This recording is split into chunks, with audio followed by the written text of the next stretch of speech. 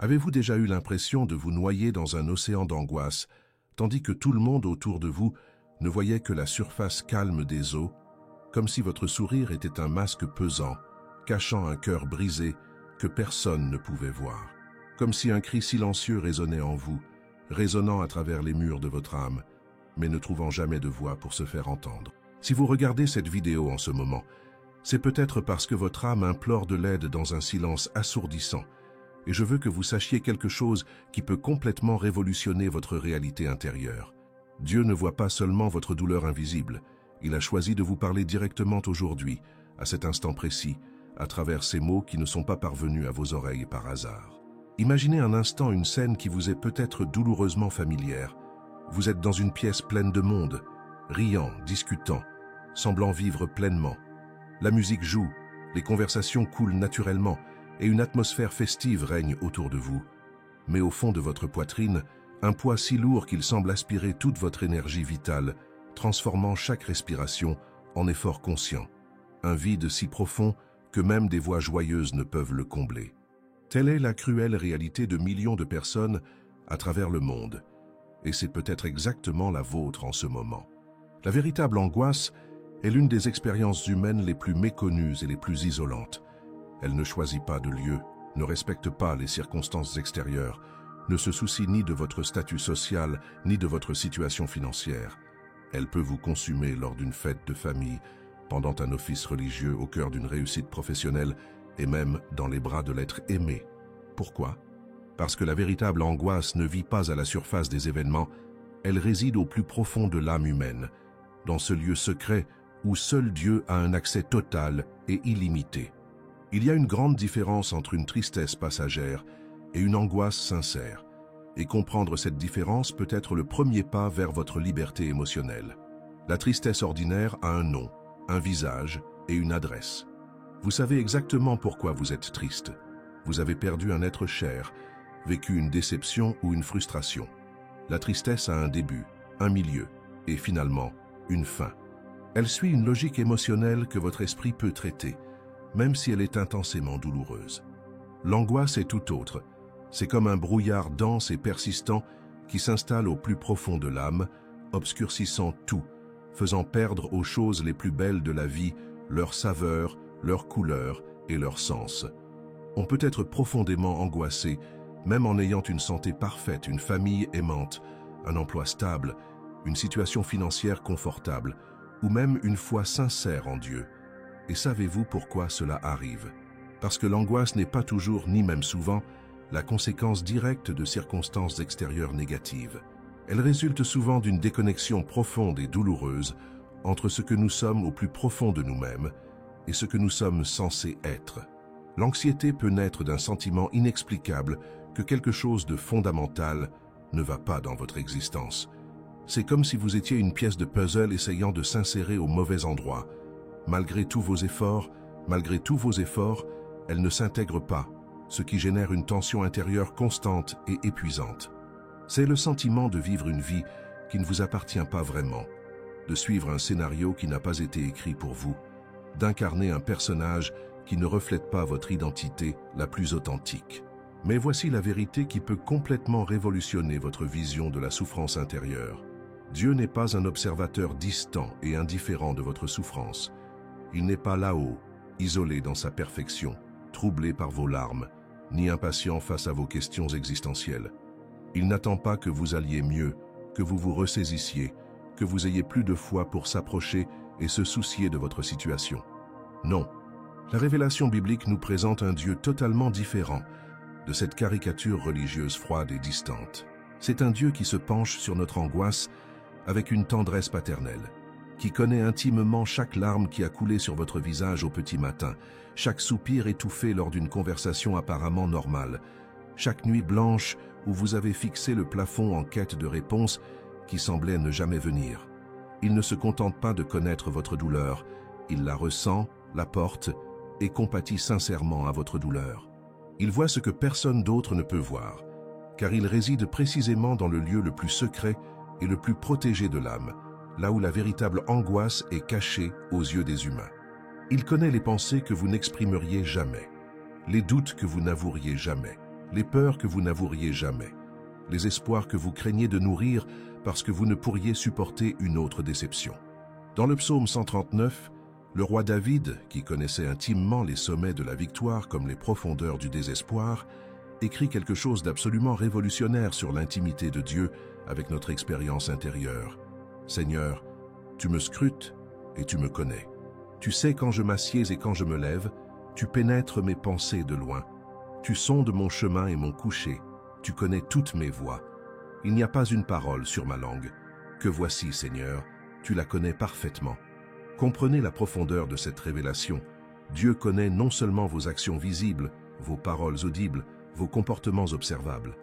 Il comprend les pensées les plus intimes qui fermentent dans le silence de votre esprit, les peurs inavouées qui s'agitent dans les ténèbres de votre cœur, l'angoisse inexprimée qui saigne silencieusement dans votre âme.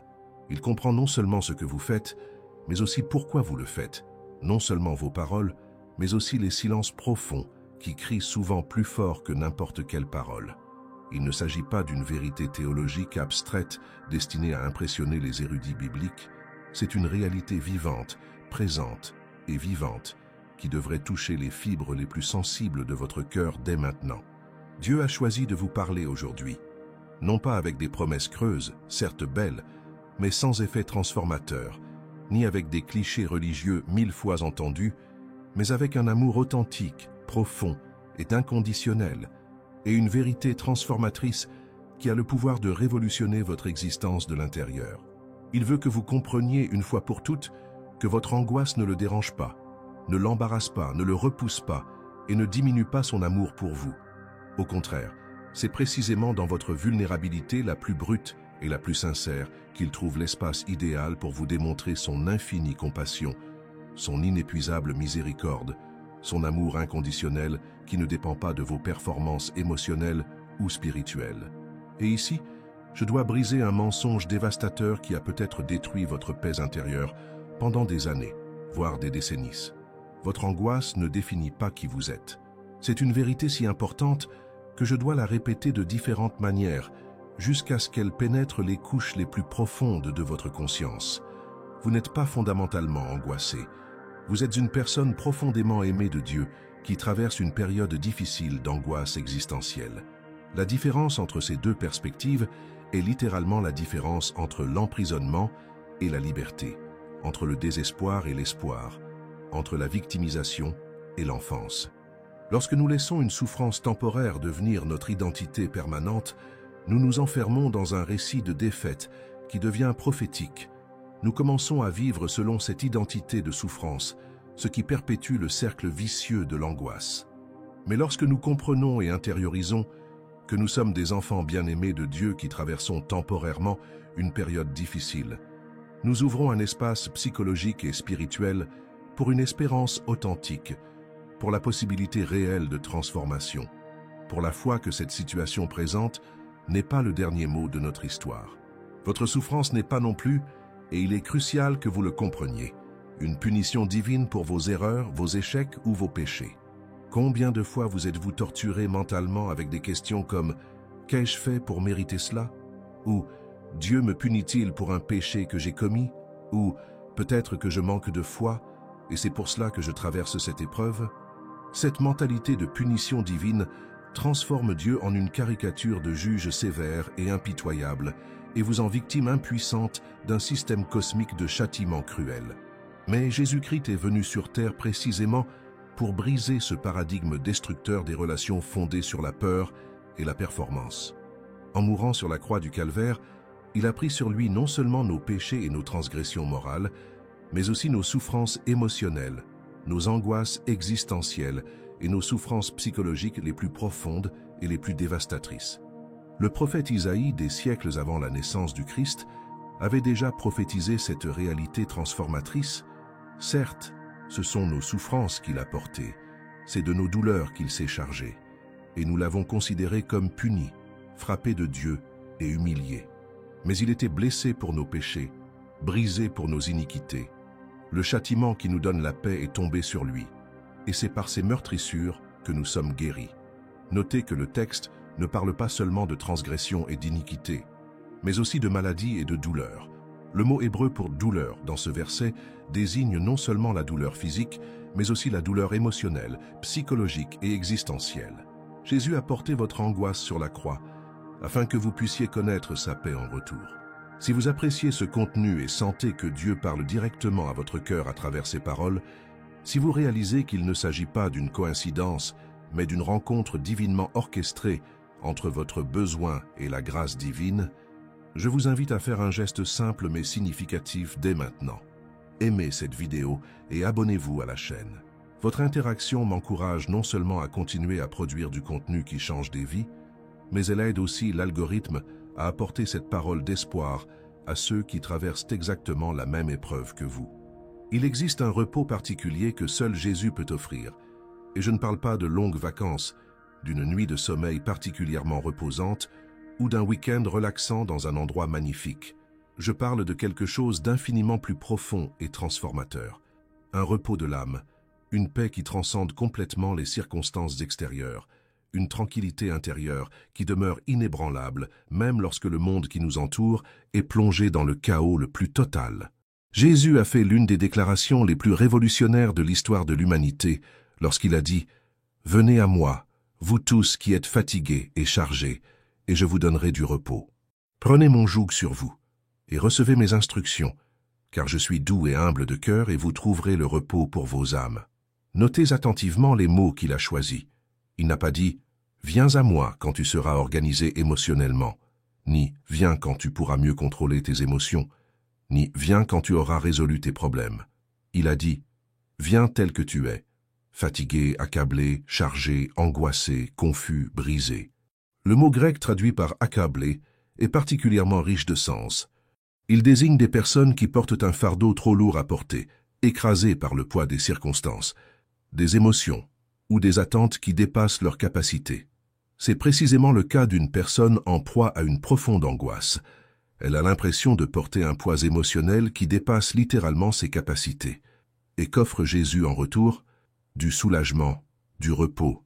Non pas une solution miracle qui résoudrait instantanément tous les problèmes, mais quelque chose d'encore plus précieux, sa présence constante, son joug facile à porter, son fardeau léger. En acceptant l'invitation de Jésus, vous n'êtes pas libéré de tous les problèmes, mais vous recevez la compagnie divine pour affronter tous les défis de la vie. Mais comment accéder à ce repos surnaturel au cœur du chaos intérieur? La réponse pourrait vous surprendre par sa simplicité et sa profondeur. C'est précisément à l'épicentre de votre angoisse, au cœur de l'ouragan émotionnel que vous traversez, que Dieu veut murmurer la paix à votre cœur. Pas une fois la tempête passée, pas lorsque vous serez émotionnellement plus fort, pas lorsque vous aurez trouvé toutes les réponses, mais maintenant, alors que vous ressentez encore le poids écrasant de la douleur émotionnelle. C'est l'une des vérités les plus contre-intuitives du royaume de Dieu. Il préfère se manifester dans la tempête plutôt que dans le calme. C'est au cœur de la tempête sur la mer de Galilée que Jésus marche sur les eaux vers les disciples terrifiés. C'est dans la fournaise ardente que le 4e homme apparaît aux côtés des 3 jeunes Hébreux. C'est dans la fosse aux lions affamés que Dieu ferme la gueule des bêtes pour protéger Daniel. C'est dans la vallée de l'ombre de la mort que le bon pasteur se rend le plus présent et le plus réconfortant. Pourquoi Dieu choisit-il ces moments de crise extrême pour se révéler? Parce que c'est lorsque nous sommes confrontés à des situations humainement impossibles que nos âmes sont naturellement plus réceptives à l'intervention divine, plus sensibles à sa voix, plus dépendantes de sa grâce, plus ouvertes à des expériences qui transcendent notre entendement naturel. Dieu a une voix particulière, un ton unique, une fréquence spécifique qu'il réserve aux moments de profonde angoisse. Ce n'est pas la voix du tonnerre qui résonne à travers les montagnes et ébranle les fondations de la terre, mais le doux murmure qui pénètre les couches les plus profondes de l'âme et apaise les tempêtes intérieures qu'aucune force humaine ne pourrait effrayer. C'est une voix qui communique bien plus que les mots ne pourraient jamais l'exprimer. C'est une voix qui dit « Je suis là, et ma présence est réelle, quels que soient tes sentiments. Je vois ce que personne d'autre ne peut voir, chaque larme retenue, chaque sourire forcé, chaque instant de solitude au milieu d'une foule. Je connais ta douleur la plus profonde, mieux que toi-même, et je ne suis pas venu te juger ni te mettre la pression. Je suis venu avec une offre simple mais révolutionnaire. Je veux t'offrir le vrai repos. Cette voix divine ne se manifeste pas nécessairement par des miracles spectaculaires qui laissent tout le monde sans voix ou par des expériences surnaturelles qui défient toutes les lois de la physique. En fait, elle se manifeste souvent par des moyens beaucoup plus simples et accessibles. Un passage de sa parole qui jaillit de la page et touche votre cœur comme s'il avait été écrit spécifiquement pour votre situation, un chant qui retentit au moment précis où vous en aviez le plus besoin, une prière qui résonne enfin au plus profond de votre âme, une paix inexplicable et totalement illogique qui envahit votre être au moment où vous vous y attendez le moins, à des moments où toutes les circonstances devraient conspirer pour accroître votre anxiété. Laissez-moi vous parler de l'un des personnages les plus fascinants et les plus humainement identifiables de la Bible. Élie, l'un des plus grands prophètes de l'histoire d'Israël, un homme qui a littéralement vu le feu descendre du ciel en réponse à ses prières, qui a ressuscité les morts grâce à la puissance divine qui coulait à travers lui, qui a affronté des rois corrompus et des reines méchantes avec un courage qui ne pouvait venir que d'une conviction surnaturelle de qui est vraiment Dieu. Mais il y eut un moment particulier dans la vie d'Élie qui est à la fois bouleversant et profondément réconfortant pour quiconque a déjà été confronté à l'angoisse existentielle. Après l'une des plus grandes victoires spirituelles de sa carrière prophétique, la confrontation sur le mont Carmel, où Dieu fit descendre le feu du ciel pour consumer le sacrifice et démontrer sa suprématie sur les faux dieux de Baal, Élie reçut une menace de mort de la reine Jézabel. Et quelle fut la réaction de ce géant spirituel, de cet homme à la foi inébranlable, de ce prophète qui venait d'assister à un miracle extraordinaire? Paniqué, il s'enfuit dans le désert, et arrivant sous un buisson, prononça une prière que beaucoup d'entre nous pourraient réciter. « Assez, Seigneur, prends-moi la vie, car je ne suis pas meilleur que mes pères. Arrêtez-vous un instant, et imprégnez-vous de la profondeur de cette confession. Un puissant prophète, un homme qui avait vu Dieu agir miraculeusement à maintes reprises, un chef spirituel qui aurait dû être un exemple de foi inébranlable, avait atteint le point où il ne voulait littéralement plus vivre. Il était physiquement épuisé, émotionnellement bouleversé, spirituellement confus et psychologiquement à bout de force. Cela vous semble-t-il familier? Élie a vécu exactement ce que beaucoup d'entre nous ont vécu à un moment donné de notre vie, ce moment critique où nous ne pouvons plus supporter le poids de l'existence, où la vie perd tout son sens, où même notre foi semble insuffisante pour nous soutenir. Mais remarquez attentivement comment Dieu a réagi à la grave dépression de son prophète. Il ne l'a pas sévèrement réprimandé, ni qualifié de faible ou d'immaturité spirituelle, ni remis en question l'authenticité de sa foi, ni culpabilisé pour une crise existentielle. Au contraire, Dieu a fait preuve d'une compréhension profondément humaine et compatissante envers les besoins d'Élie. La première chose que Dieu fit fut d'envoyer un ange pour subvenir aux besoins physiques les plus élémentaires du prophète. Une nourriture nutritive, de l'eau pure et un repos réparateur. Quelle leçon extraordinairement pratique! Dieu comprit qu'avant de secourir l'âme angoissée d'Élie, il devait restaurer son corps épuisé. Il reconnut que nous sommes des êtres humains à part entière, corps, âme et esprit interconnectés, et que négliger l'une de ces dimensions peut profondément affecter les autres. Combien de fois notre angoisse est-elle aggravée par une négligence fondamentale de notre corps physique? Combien de fois notre désespoir émotionnel est-il aggravé par une mauvaise alimentation, le manque d'exercice, le manque de sommeil et l'isolement social? Dieu se soucie de notre humanité tout entière, et pas seulement de notre spiritualité abstraite. Après avoir pourvu aux besoins physiques immédiats d'Élie, Dieu l'a conduit pour un voyage de 40 jours jusqu'au mont Horeb, aussi appelé mont Sinaï, l'endroit même où il s'était révélé à Moïse des siècles plus tôt. Là, Élie a vécu une expérience qui a transformé sa vie et a complètement changé sa vision de la façon dont Dieu communique avec nous en temps de crise. Élie s'attendait à rencontrer Dieu dans des manifestations grandioses et impressionnantes, dans le vent violent qui fendait les montagnes et brisait les rochers, dans le tremblement de terre qui ébranlait les fondements de la terre, dans le feu qui consumait tout autour de lui. Mais bien que ces phénomènes naturels spectaculaires se soient produits, la Bible précise clairement que le Seigneur n'était présent dans aucun d'eux. Au lieu de cela, après toute cette démonstration de puissance naturelle, un murmure doux et léger se fit entendre, un doux murmure qui toucha le cœur d'Élie comme aucune manifestation spectaculaire ne l'avait jamais fait. Pourquoi Dieu a-t-il choisi de se révéler ainsi? Parce que lorsque nos âmes sont angoissées, blessées et fragiles, elles n'ont pas besoin de plus d'intensité ni de drame. Elles ont besoin de douceur, de tendresse et de bonté. Une âme en détresse est comme un corps blessé. Elle n'a pas besoin d'un impact supplémentaire, mais de soins attentionnés. Elle n'a pas besoin de cris d'exigence, mais de murmures d'amour. Elle n'a pas besoin de démonstrations de force qui l'impressionnent, mais de témoignages d'affection qui la réconfortent et la guérissent. Et même dans le désert le plus aride de l'histoire humaine, même lorsqu'Élie se sentait complètement seul, abandonné et vaincu, il parvenait à reconnaître la véritable identité de Dieu. Lorsque Dieu lui demanda « Que fais-tu ici, Élie ?» Le prophète put exprimer honnêtement toute son angoisse, toute sa solitude, tout son désespoir, toute sa confusion, mais à aucun moment il ne douta de l'identité fondamentale de Dieu. C'est une leçon absolument cruciale pour quiconque traverse une vallée de difficultés. Vous pouvez remettre en question les circonstances de votre vie. Vous pouvez exprimer ouvertement votre douleur émotionnelle. Vous pouvez même vous plaindre à Dieu de l'injustice apparente ou de l'absurdité de votre situation. Mais ne laissez jamais des problèmes temporaires ébranler votre conviction permanente de qui est Dieu. Les circonstances changent, les sentiments fluctuent, les situations se transforment, mais le caractère de Dieu demeure absolument constant à travers toutes les saisons de la vie humaine. Il est le même hier, aujourd'hui et pour toujours. Sa fidélité ne dépend pas de votre état émotionnel. Son amour ne fluctue pas selon les circonstances. Sa capacité à transformer des situations impossibles ne diminue pas lorsque vous vous sentez incapable de croire. Nous arrivons ici à un point crucial qui a le potentiel de révolutionner votre cheminement vers la guérison émotionnelle et spirituelle. La vulnérabilité n'est pas une faiblesse. C'est le canal par lequel l'intervention divine s'exerce avec la plus grande puissance et efficacité.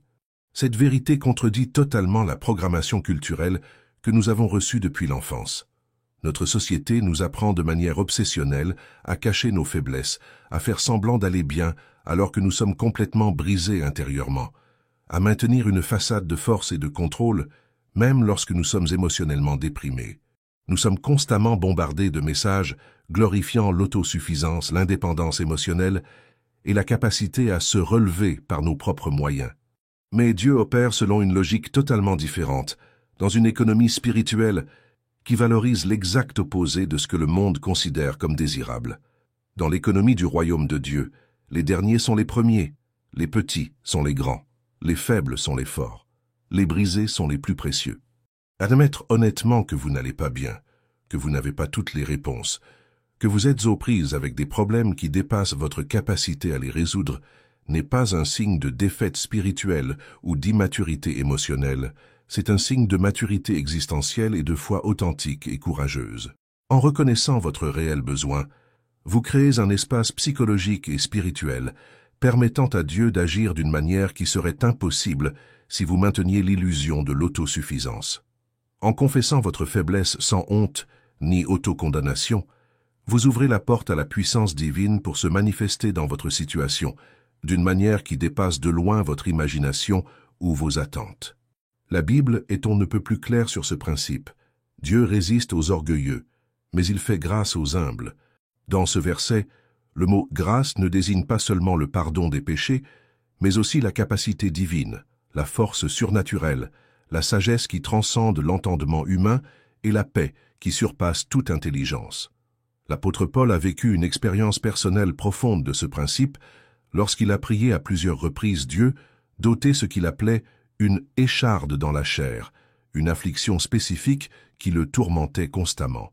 Au lieu de supprimer le problème, Dieu lui a donné une révélation qui a transformé sa vie. « Ma grâce te suffit, car ma puissance s'accomplit dans la faiblesse. » Paul a réalisé quelque chose de révolutionnaire à travers cette expérience.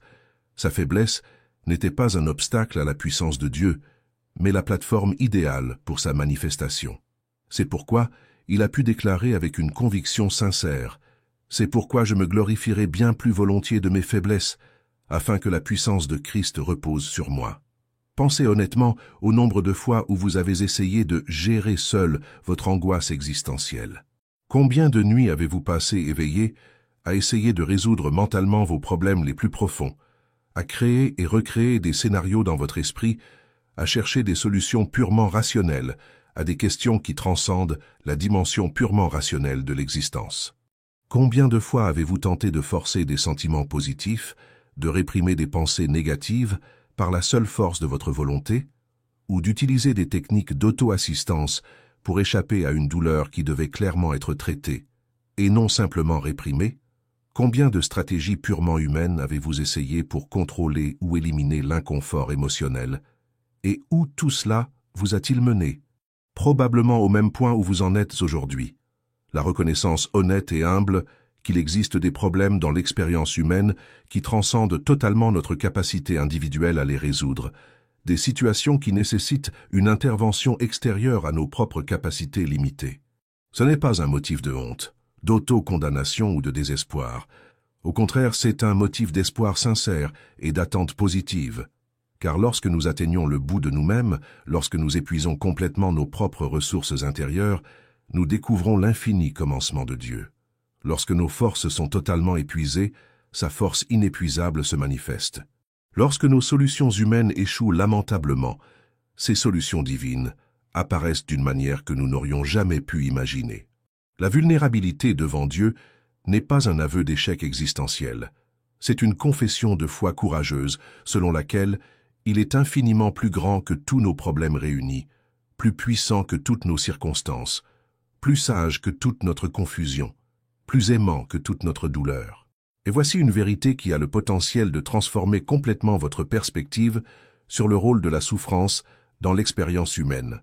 Votre angoisse actuelle peut être exactement le cadre que Dieu a souverainement choisi pour se révéler d'une manière puissante, transformatrice et inoubliable dans votre vie. Non pas malgré la tempête émotionnelle que vous traversez, mais précisément pendant qu'elle se produit, non pas après que tout se soit calmé et soit revenu à la normale, mais à l'épicentre du chaos apparent, non pas lorsque vous êtes émotionnellement plus fort et spirituellement mieux préparé, mais maintenant, alors que vous vous sentez fragile, confus et vulnérable. La tempête ne cache pas la puissance de Dieu. Elle lui offre le cadre idéal pour démontrer sa souveraineté absolue sur toute circonstance qui semble hors de contrôle.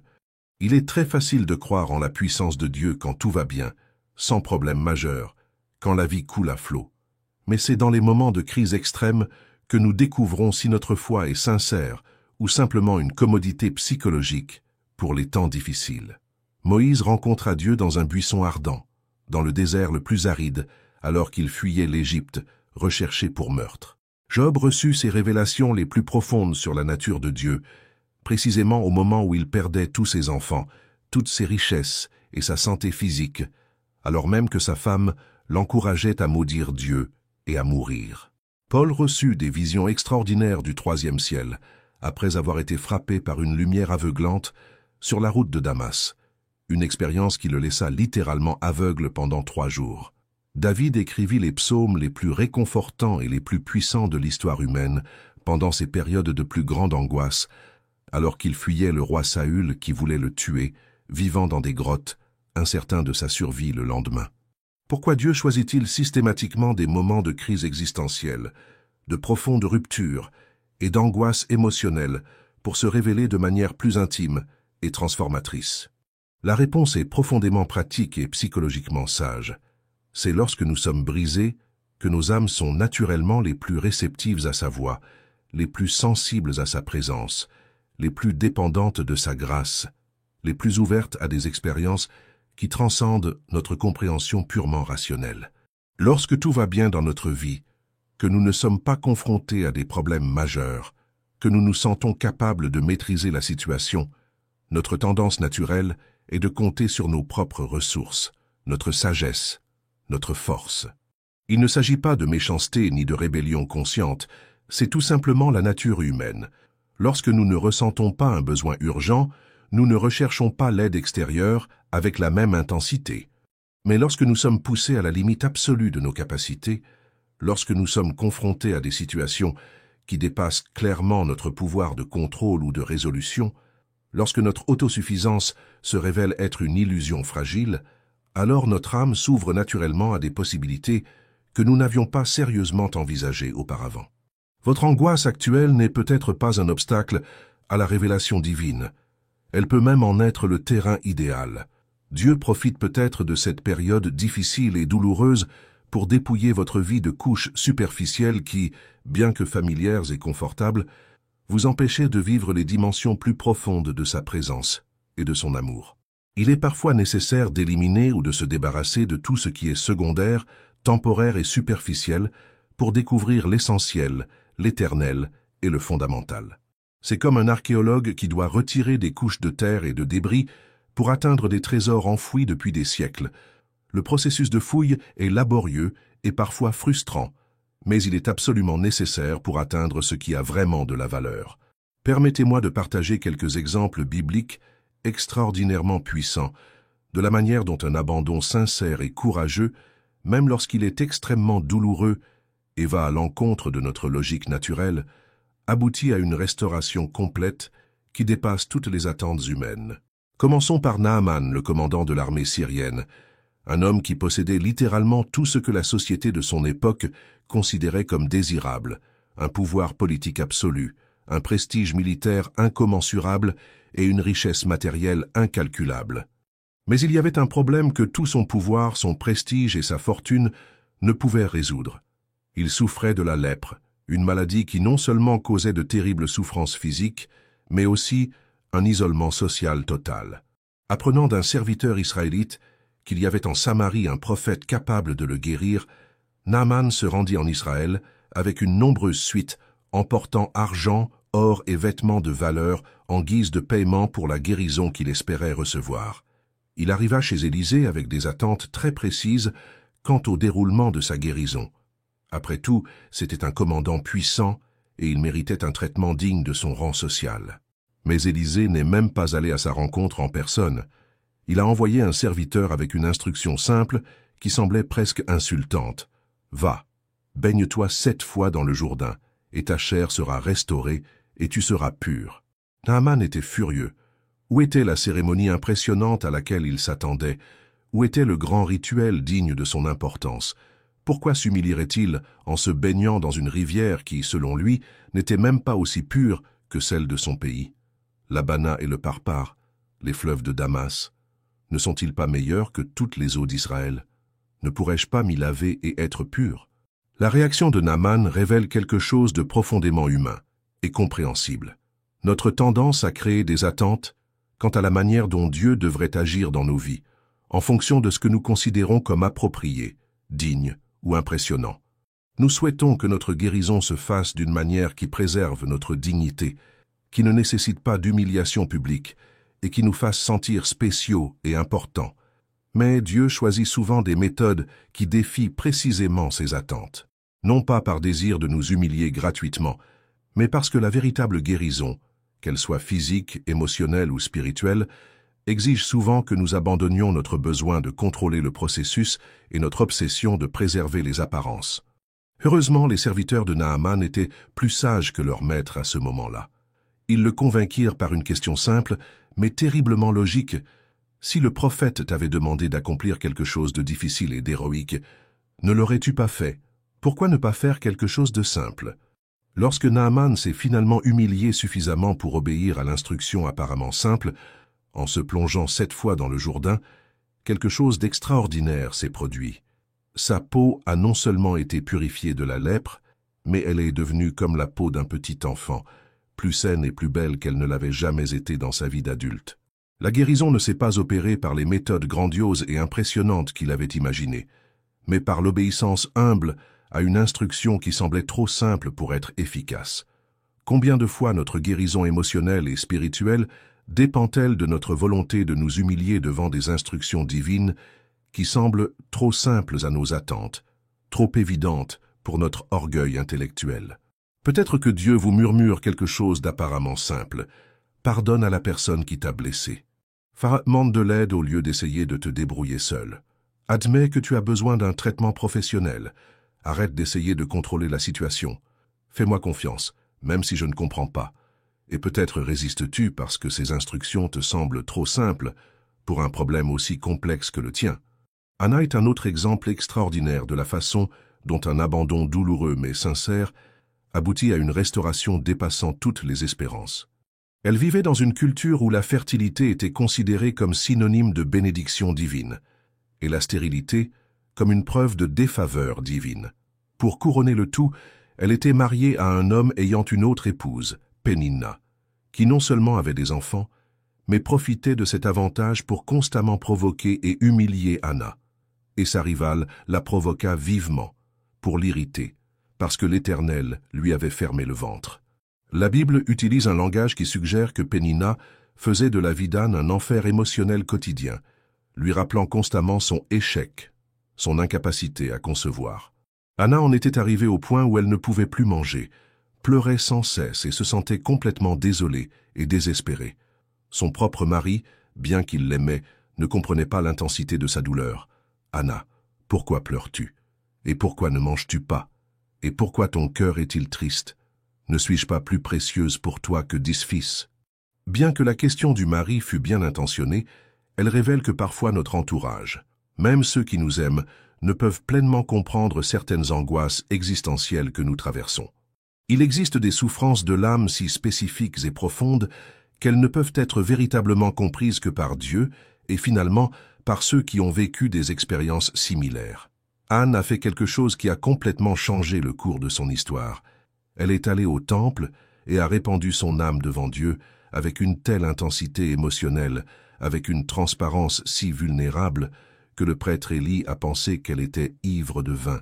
« Éternel des armées, si tu regardes l'affliction de ta servante, si tu te souviens de moi, si tu n'oublies pas ta servante, et si tu lui donnes un fils, je le consacrerai à l'Éternel pour tous les jours de sa vie, et le rasoir ne passera point sur sa tête. » Notez les éléments extraordinaires de cette prière. Premièrement, Anne ne s'est pas contentée de demander. Elle s'est abandonnée complètement, s'engageant même à rendre à Dieu ce qu'elle désirait si ardemment. Deuxièmement, elle a prié avec précision. Elle ne s'est pas contentée de demander vaguement « bénis-moi », mais a exprimé clairement son besoin. Troisièmement, elle a prié avec une intensité émotionnelle totale. Elle n'a pas cherché à garder un calme religieux, mais a pleuré, elle a été émue et a laissé transparaître sa douleur. Cet abandon total, cette volonté courageuse d'abandonner tout contrôle sur l'issue, cette honnêteté émotionnelle brute devant Dieu, lui ont ouvert les portes du paradis. Et Dieu a non seulement exaucé sa demande, mais il a dépassé ses attentes de manière inimaginable. Anne n'eut pas seulement le fils qu'elle désirait tant. Elle eut aussi Samuel, l'un des plus grands prophètes de l'histoire d'Israël, un homme qui oignit les premiers rois d'Israël, qui entendit la voix de Dieu dès son enfance et qui devint l'une des figures les plus influentes de l'histoire biblique. Après avoir confié Samuel au service du temple comme promis, Dieu donna à Anne 5 autres fils. Son abandon douloureux a donné lieu à une multiplication de bénédictions qu'elle n'aurait jamais pu anticiper lorsqu'elle pleurait dans le temple, se sentant oubliée de Dieu et ridiculisée par les autres. Et qui pourrait oublier la parabole la plus touchante de Jésus sur la restauration, l'histoire du fils prodigue? Un jeune homme impatient qui réclamait son héritage d'avance, ce qui, culturellement, équivalait à souhaiter la mort prochaine de son père, quitta la maison et dilapida tout son argent dans une vie dissolue, irresponsable et autodestructrice. Lorsqu'il se trouva dans la pire situation de dégradation humaine possible, garder des porcs dans une société qui considérait ces animaux comme impurs au point de vouloir manger la nourriture destinée aux animaux, il eut ce que la Bible appelle un moment de lucidité. Mais rentrant en lui-même, il dit « Combien de mercenaires de mon père ont du pain en abondance, et moi, je meurs ici de faim. Je me lèverai et j'irai vers mon père. » Mais notez bien que sa décision de revenir n'était pas motivée par une fierté blessée ou par un sentiment de droit acquis. Il était pleinement prêt à revenir en tant que serviteur et non en tant que fils. Il était prêt à affronter la honte publique, le rejet familial et toutes les conséquences douloureuses de ses actes irresponsables. « Père, j'ai péché contre le ciel et contre toi. Je ne suis plus digne d'être appelé ton fils. Traite-moi comme l'un de tes mercenaires. » Tel était le discours qu'il avait répété tout au long du long voyage de retour, une humble confession qui reconnaissait pleinement sa culpabilité et renonçait à toute attente de traitement de faveur.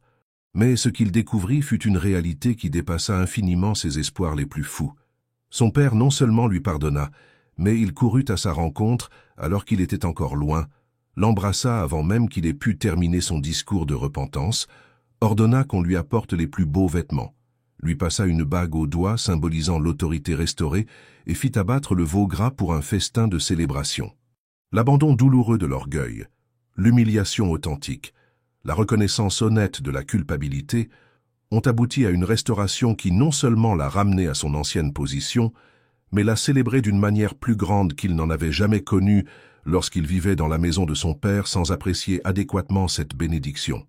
Chacun de ces exemples bibliques nous enseigne la même vérité qui change la vie, l'abandon sincère à Dieu, même lorsque cela fait profondément mal, même lorsque cela va à l'encontre de notre logique humaine naturelle, même lorsque nous avons l'impression de perdre le contrôle de notre propre vie, est le chemin éprouvé vers une restauration complète qui dépasse souvent nos plus grandes attentes. Il ne s'agit pas d'une restauration superficielle qui ne fait que mettre un pansement sur des blessures profondes, mais d'une restauration qui nous donne une nouvelle identité, une nouvelle mission, une nouvelle paix intérieure, un nouveau but dans la vie, qui est souvent beaucoup plus grand et plus significatif que tout ce que nous avions avant la crise. Votre angoisse actuelle prépare peut-être précisément ce terrain fertile où Dieu veut semer les graines d'une transformation profonde dans votre vie. Tout comme la terre doit être labourée et préparée avant d'être semée pour que les graines puissent germer correctement, nos âmes doivent parfois passer par le processus apparemment destructeur de la rupture avant que quelque chose de vraiment nouveau et de beau puisse naître des cendres de ce que nous étions autrefois. La souffrance, lorsqu'elle est consciemment confiée entre de bonnes mains, peut devenir le terreau le plus fertile pour des miracles que vous ne pouvez même pas encore imaginer, pour des transformations que vous ne pouvez même pas anticiper dans votre état émotionnel actuel. Pensez à n'importe quelle graine. Pour qu'elle devienne un arbre feuillu qui produit des fruits et offre de l'ombre, elle doit d'abord littéralement mourir dans la terre, être brisée, perdre complètement sa forme originale, passer par un processus que, si la graine pouvait ressentir, elle vivrait probablement comme une terrible expérience de dissolution et de mort. Mais ce qui semble être une destruction totale est en réalité le premier pas absolument nécessaire vers une vie bien plus grande, plus pleine de sens et plus fructueuse. La graine doit être plantée dans l'obscurité de la terre avant de pouvoir pousser vers la lumière du soleil. Elle doit être arrosée, parfois par des pluies qui peuvent ressembler à des orages, avant de pouvoir développer des racines profondes et solides. Peut-être que votre angoisse actuelle est la façon dont Dieu vous prépare à un but qui transcende complètement votre compréhension actuelle, à un appel qui dépasse vos attentes actuelles, à un ministère qui naîtra directement de votre expérience de douleur transformée en sagesse. Peut-être supprime-t-il des choses qui semblaient importantes et nécessaires, mais qui n'étaient en réalité que des obstacles déguisés à ce qu'il veut vraiment accomplir dans votre vie. Peut-être façonne-t-il votre caractère d'une manière qui ne peut être obtenue que par la pression, développe-t-il votre compassion par l'expérience personnelle de la souffrance, approfondit-il votre dépendance envers lui d'une manière qui ne peut être obtenue qu'en traversant la vallée de l'ombre de la mort. Joseph passa des années en prison pour un crime qu'il n'avait absolument pas commis, trahi par ses propres frères, oublié par les chansons qui avaient promis de se souvenir de lui, apparemment abandonné par Dieu. Mais c'est précisément cette expérience injuste et douloureuse qui lui donna la sagesse administrative, la maturité émotionnelle et l'humilité spirituelle nécessaires pour gouverner l'Égypte pendant les 7 années d'abondance et les 7 années de famine, sauvant non seulement la nation égyptienne, mais aussi sa propre famille qu'il avait trahie. Lorsqu'il se révéla enfin à ses frères, Joseph put dire avec une conviction sincère, « Vous aviez projeté de me faire du mal, mais Dieu l'a changé en bien pour accomplir ce qui arrive aujourd'hui, pour sauver la vie de beaucoup de gens. » Ce qui semblait être une destruction injuste était en réalité une préparation divine, pour un dessein qui dépassait tout ce que Joseph aurait pu imaginer lorsqu'il était en prison. David passa des années à fuir Saül, vivant dans des grottes, constamment en danger de mort, se sentant souvent abandonné par Dieu. Mais c'est précisément durant cette période de souffrance apparemment insensée qu'il écrivit les psaumes qui réconfortent des millions de personnes aujourd'hui et qu'il développa cette profonde intimité avec Dieu qui ferait de lui un homme selon le cœur de Dieu. Les expériences les plus douloureuses de la vie de David sont devenues sa contribution la plus précieuse à l'humanité. Ces moments d'angoisse les plus intenses ont donné naissance à des mots qui apportent de l'espoir à ceux qui sont en détresse 3000 ans plus tard. Paul avait sa fameuse écharde dans la chair, une affliction spécifique qui le tourmentait constamment et qu'il priait sans cesse pour que Dieu lui enlève. Mais c'est grâce à cette faiblesse persistante que la puissance du Christ s'est manifestée en lui, qu'il a compris la suffisance de la grâce divine et qu'il a développé l'humilité qui a rendu son ministère si puissant et durable. Votre angoisse ne marque pas la fin de votre histoire. Elle peut être le chapitre apparemment sombre qui précède le dénouement plus glorieux que Dieu prépare avec soin. Ce que vous vivez maintenant porte peut-être des fruits éternels que vous ne verrez qu'avec la plénitude des temps, vous façonnant d'une manière qui ne deviendra évidente qu'avec la perspective de la maturité, vous préparant à influencer des vies que vous ne connaissez même pas encore, mais que Dieu a déjà en tête. Mais qu'en est-il lorsque Dieu semble totalement silencieux? Qu'en est-il lorsque vous priez avec sincérité et intensité, mais n'obtenez aucune réponse? Qu'en est-il lorsque vous implorez le ciel et qu'il semble d'un bronze impénétrable? Qu'en est-il lorsque vous recherchez des signes de la présence de Dieu, mais ne trouvez que l'écho de votre propre voix? Nous arrivons ici à l'une des vérités les plus profondes et les plus contre-intuitives sur la vie de foi authentique. La persévérance dans la foi vivante, même lorsqu'elle est accompagnée du silence apparent de Dieu, transforme à la fois la personne qui prie et les circonstances pour lesquelles elle prie d'une manière qui dépasse souvent les résultats que nous obtiendrions si nos prières étaient exaucées immédiatement de la manière que nous attendions. Jésus a raconté la parabole de la veuve insistante, précisément pour nous enseigner l'importance et la puissance d'une prière continuelle qui ne renonce pas face aux apparents retards de Dieu. Une veuve, victime d'une injustice, s'est adressée à un juge que la Bible décrit de manière peu flatteuse.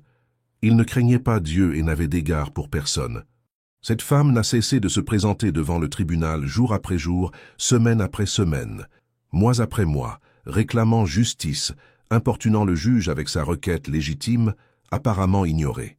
Et finalement, le juge a décidé de lui accorder sa grâce, non pas par sens de la justice ou compassion, mais simplement pour se débarrasser de son insistance incessante. Et il dit en lui-même, « Quoique je ne craigne point Dieu, et que je n'ai d'égard pour personne parce que cette veuve m'importune, je lui ferai justice, de peur qu'elle ne vienne finalement me troubler beaucoup. » Et Jésus conclut la parabole par une puissante question rhétorique. Et Dieu ne fera-t-il pas justice à ses élus qui crient à lui jour et nuit, bien qu'il tarde à les traiter? Je vous le dis, il leur fera justice bientôt. La leçon à tirer n'est pas que Dieu soit réticent à nous répondre et ait besoin d'être convaincu par notre insistance, comme s'il était un juge injuste qui n'agit que sous la pression. La leçon à tirer est qu'il y a quelque chose d'extraordinairement puissant dans la prière persistante, qui va bien au-delà de la simple obtention de réponses précises. Elle transforme profondément la personne qui prie. Chaque fois que vous vous tournez vers Dieu dans la prière malgré un silence apparent, vous déclarez votre foi en sa supériorité sur votre situation actuelle. Chaque fois que vous priez, même sans ressentir concrètement la présence de Dieu, vous exercez des muscles spirituels qui ne se renforcent que par une persévérance consciente. Chaque fois que vous faites confiance, même sans comprendre pleinement ce qui se passe, vous développez une sorte de foi mature qui transcende les sentiments fluctuants et est basée sur la fidélité prouvée du caractère de Dieu à travers l'histoire. Et voici une vérité absolument révolutionnaire qui peut complètement changer votre perspective sur la qualité de votre foi actuelle. Même une foi de la taille microscopique d'une graine de moutarde peut déplacer des montagnes qui semblent absolument immobiles. Jésus a dit, « Si vous aviez la foi aussi petite qu'un grain de moutarde, vous pourriez dire à ce mûrier, « Déracine-toi et plante-toi dans la mer », et il vous obéirait. » La graine de moutarde est l'une des plus petites graines de la nature, si petite qu'on pourrait la tenir du bout du doigt sans la voir clairement. Vous n'avez pas besoin d'une foi gigantesque et spectaculaire, capable de déplacer les foules et d'impressionner les observateurs, pour ressentir la puissance transformatrice authentique de Dieu dans votre vie. Vous avez besoin d'une foi authentique, même si elle semble microscopique. Vous avez besoin d'une foi authentique, même si elle est fragile et intermittente. Votre foi peut vous sembler microscopique en ce moment. Peut-être, face à l'immensité de votre angoisse, vous demandez-vous Comment une foi aussi faible et hésitante peut-elle faire une réelle différence face à une douleur aussi grande et persistante? Mais Dieu ne mesure pas notre foi à l'ampleur de nos sentiments religieux, ni à l'intensité de nos émotions spirituelles. Il le mesure à l'authenticité de notre cœur et à la constance de notre abandon, même lorsque cet abandon est petit, hésitant, plein de doutes et de questions sans réponse claire. Si aujourd'hui vous pouvez simplement murmurer « Seigneur, j'ai confiance en toi », même sans ressentir cette confiance de manière intense, c'est là une foi authentique. Si vous pouvez simplement dire « Seigneur, aide-moi », même au milieu de profonds doutes quant à son écoute réelle, c'est là une foi authentique. Si vous pouvez simplement tenir bon quand tout en vous veut abandonner complètement, si vous pouvez simplement faire un pas à la fois quand vous ne pouvez pas voir tout le chemin devant vous, c'est la vraie foi que Dieu honore et par laquelle il travaille. Cette foi apparemment petite, comme une graine de moutarde, est la graine que Dieu peut utiliser pour transformer complètement votre réalité intérieure d'une manière que vous ne pouvez même pas anticiper dans votre état émotionnel actuel.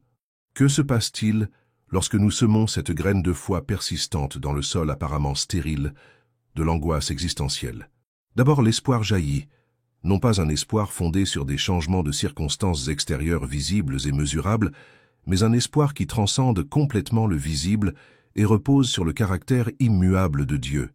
Alors la paix grandit, non pas une absence totale de problèmes ou une élimination complète des défis, mais une présence consciente de Dieu au milieu des problèmes, une tranquillité intérieure qui reste stable, même lorsque les circonstances extérieures restent turbulentes. Puis le but se développe, la découverte progressive mais révolutionnaire que même notre douleur la plus profonde peut être utilisée pour le bien des autres et la gloire de Dieu, que notre expérience de la souffrance peut devenir notre plus puissant atout pour servir d'autres personnes qui traversent des situations similaires. Et finalement, cet arbre qui a lentement poussé à partir de la graine microscopique d'une foi persistante commence à porter des fruits abondants qui nourrissent non seulement nos propres âmes affamées, mais aussi les âmes de tous ceux qui viennent à nous en quête d'espoir, de direction et de consolation. Les personnes en détresse commencent à trouver un véritable espoir dans notre témoignage de transformation. Les cœurs brisés trouvent du réconfort dans notre histoire de restauration. Des vies perdues et sans but commencent à trouver un guide grâce à la sagesse que nous avons développée au cours de notre voyage dans la vallée de l'ombre de la mort. Votre angoisse actuelle, consciemment soumise à Dieu et tempérée par une foi inébranlable, peut devenir le ministère le plus puissant et le plus marquant de votre vie. Vous pouvez devenir exactement la personne vers laquelle les autres se tournent lorsqu'ils traversent la même épreuve que vous. Votre carte cadeau peut devenir la source d'eau vive qui étanche la soif spirituelle et émotionnelle de nombreux autres voyageurs dans le désert, apparemment sans fin de l'expérience humaine angoissée. Maintenant, alors que nous arrivons à la fin de ce voyage de paroles qui, je l'espère, ont touché les profondeurs de votre âme, je veux que vous compreniez quelque chose de fondamental qui peut changer complètement votre perspective sur l'avenir. Dieu ne vous a pas amené à ce moment, ne vous a pas permis d'entendre ces paroles spécifiques pour vous laisser définitivement dans l'angoisse. Il a des plans d'espoir spécifiques pour votre avenir, des plans détaillés de restauration pour votre âme blessée, des plans minutieux de but pour votre vie qui vont bien au-delà de la simple survie à vos circonstances actuelles. Votre angoisse a une date d'expiration que Dieu connaît précisément, même si vous ne la voyez pas encore. Mais les profondes leçons que vous y apprenez, le caractère qui s'y forge, la compassion qui s'en développe, la dépendance à Dieu qui s'y cultive, tout cela est éternel et fera partie intégrante de votre identité. Peut-être avez-vous commencé à regarder cette vidéo en vous sentant complètement seul, comme si vous étiez le seul au monde à traverser cette expérience particulière de souffrance intérieure, si unique et isolante. Mais j'espère que vous terminerez ce voyage en comprenant que vous faites partie d'une famille bien plus grande et plus noble, celle de ceux qui ont appris à connaître Dieu non seulement dans les moments de joie facile et de célébration superficielle, mais surtout dans les moments de profonde douleur et de questionnement existentiel. Vous faites partie du groupe sélect et privilégié de ceux qui apprennent à adorer, même lorsqu'ils ne comprennent pas pleinement ce qui se passe, à faire confiance, même lorsqu'ils ne voient pas le chemin à suivre, à aimer Dieu, même lorsque cet amour est mêlé de larmes et de questions sans réponse immédiate. Et savez-vous ce que cela signifie pour votre identité et votre avenir? Cela signifie que votre angoisse actuelle vous façonne vers une maturité spirituelle et émotionnelle, impossible à atteindre autrement. Elle développe en vous une compassion authentique, qui ne surgit que dans le cœur de ceux qui ont personnellement souffert. Cela crée en vous une saine dépendance envers Dieu, fondement indispensable de toute vie véritablement spirituelle et pleine de sens. Cela vous prépare à être utilisé de manière spécifique que vous ne pouvez même pas encore imaginer, mais que Dieu a déjà clairement défini dans son plan pour votre vie. Dieu murmure à votre cœur en ce moment même, par ses mots, par sa présence réelle, quels que soient vos sentiments. Mon fils, ma précieuse fille, je suis là. J'ai toujours été là. Je vois absolument tout ce que personne d'autre ne peut voir. Chaque larme versée dans l'intimité de ta chambre, chaque soupir d'épuisement émotionnel, chaque nuit blanche où tu passes éveillé, aux prises avec des pensées qui semblaient sans solution. Je connais chaque détail de ta souffrance car je la porte en moi, et j'ai un plan concret, précis et plein d'espoir pour toi. Pas seulement un plan de délivrance temporaire de ton angoisse présente, mais un plan bien plus ambitieux qui transformera ton angoisse présente en de puissants instruments de bénédiction pour de nombreuses autres vies que je placerai sur ton chemin. Fais-moi confiance, même quand la confiance semble impossible. Abandonne-toi à moi, même quand abandonner signifie renoncer au contrôle que tu penses avoir. Permets-moi de faire dans ta vie ce que moi seul peux faire. Transformer ce qui semble être une destruction en restauration, ce qui semble être une fin en un nouveau départ, ce qui semble être la mort en résurrection. Si ce message a touché votre cœur de manière significative, si vous avez senti que Dieu vous parlait directement à travers ces mots, si vous avez reconnu votre propre histoire dans les vérités qui ont été partagées ici, je veux que vous fassiez quelque chose de simple mais puissant dès maintenant. Dans les commentaires ci-dessous, écrivez un mot qui représente ce que vous ressentez après avoir entendu ce message dans son intégralité. Cela pourrait être espoir, paix, gratitude, foi, renouveau, force, n'importe quel mot qui exprime sincèrement ce qui se passe dans votre cœur en ce moment. Ne sous-estimez pas le pouvoir de ce simple geste. En écrivant ce mot, vous faites une déclaration de foi publique. Vous commémorez un moment où Dieu a touché votre vie. Vous posez un jalon que vous pourrez revisiter plus tard lorsque vous aurez besoin de vous rappeler que Dieu vous a véritablement parlé à travers ce message. Et si vous connaissez quelqu'un dans votre famille, votre cercle d'amis, votre lieu de travail ou votre réseau social qui traverse une période d'angoisse silencieuse, quelqu'un qui, selon vous, est aux prises avec des problèmes intérieurs profonds, mais qui ne sait peut-être pas comment s'exprimer ou demander de l'aide, partagez cette vidéo avec cette personne. Parfois, Dieu utilise notre simple volonté de partager un message pour atteindre la personne qui en a le plus besoin. Votre obéissance à ce message peut être l'instrument même que Dieu choisit d'utiliser pour sauver une vie au bord du gouffre, pour restaurer une âme au bord du désespoir, pour raviver un espoir presque éteint. Vous pouvez être le lien humain par lequel Dieu transmet une parole de vie à quelqu'un qui se dirige vers la mort émotionnelle ou spirituelle. Ne sous-estimez jamais la puissance d'un simple partage, fait avec amour et avec l'intention de bénir. Je vous encourage également à vous abonner à cette chaîne et à activer les notifications. Je continuerai à produire du contenu biblique profond et transformateur qui pourra alimenter votre cheminement vers la guérison et la croissance spirituelle. Chaque vidéo est préparée avec soin, prière et dévouement, avec le souci constant d'apporter des paroles qui font réellement la différence dans la vie des gens.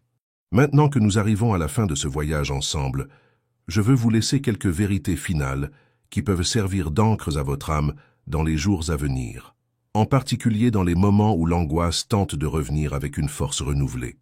Tout d'abord, rappelez-vous toujours que votre angoisse actuelle ne signifie pas que vous êtes en dehors du plan de Dieu pour votre vie. Au contraire, elle peut être la preuve que vous êtes exactement là où il a besoin de vous pour vous préparer au prochain chapitre de votre histoire. Dieu ne gaspille aucune expérience humaine, surtout les plus douloureuses. Deuxièmement, votre guérison n'a pas besoin d'être instantanée pour être réelle. Tout comme un os brisé a besoin de temps pour se réparer complètement, une âme blessée a besoin de temps pour se reconstruire dans toutes ses dimensions. Ne désespérez pas si les progrès semblent lents. Une véritable guérison se produit souvent progressivement, couche par couche, zone par zone. Troisièmement, Vous n'avez pas besoin de comprendre pleinement ce qui se passe pour coopérer au processus de guérison que Dieu mène dans votre vie. Tout comme un patient n'a pas besoin de comprendre tous les détails médicaux de son traitement pour en bénéficier, vous n'avez pas besoin de comprendre tous les aspects spirituels de l'œuvre de Dieu pour lui permettre de poursuivre son œuvre. Quatrièmement, votre foi n'a pas besoin d'être parfaite pour être efficace. Une foi imparfaite mais sincère a infiniment plus de valeur aux yeux de Dieu qu'une foi théoriquement parfaite mais émotionnellement froide. Dieu honore la sincérité plus que la performance. Cinquièmement, vous n'êtes en compétition avec personne sur ce chemin de guérison. Ne comparez pas votre démarche à celle des autres et ne vous mettez pas la pression pour progresser au même rythme que les autres. Chaque personne a son propre parcours, son propre calendrier et sa propre façon de gérer la douleur et de se rétablir. Sixièmement, recherchez l'aide d'un professionnel si nécessaire, sans honte ni gêne. Dieu utilise souvent des thérapeutes, des psychologues, des psychiatres, des conseillers et d'autres professionnels de la santé mentale comme instrument de sa guérison. Reconnaître que vous avez besoin d'une aide spécialisée n'est pas un signe de manque de foi, mais un signe de sagesse et de maturité. Septièmement, cultivez des relations saines avec des personnes qui se soucient réellement de votre bien-être. Un isolement prolongé peut intensifier la détresse, tandis que les relations humaines authentiques servent souvent de canaux à la grâce de Dieu dans nos vies. Vous avez été créés pour vivre en communauté, et non dans la solitude. Huitièmement, maintenez des pratiques spirituelles fondamentales, même lorsque vous n'en avez pas envie. Lisez la Bible même si les mots vous semblent incohérents. Priez même si vos paroles semblent ne pas être pertinentes.